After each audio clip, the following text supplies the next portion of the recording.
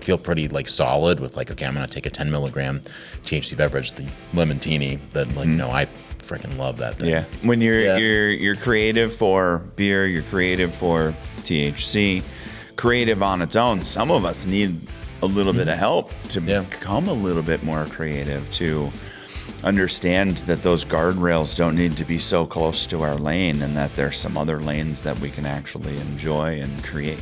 There's a whole lot of like fancy footwork that's going to have to happen in order for the existing structure of cannabis and medical dispensaries and recreational dispensaries in states. There's going to have to be some stuff that moves around. You're absolutely right, because I remember talking to someone and just learning about this whole process. And I was looking at where to open, and I was looking at license fees, and there was one city that was $10,000. And I said, oh, I'm not opening up in that city.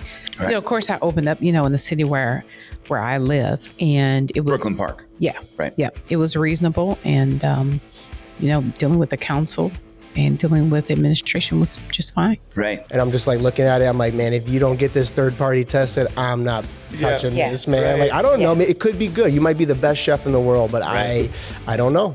I don't want to knock myself out and do a green out. Yeah. You know? Something that they did, created, designed, posted, shared, sold, hung, poster, whatever, when someone gives them feedback like that is organic and directly to them, like that's super validating. Like, oh, hey, this happened because of the work you did. Right. That's always cool. And like you can see it in a small company like ours.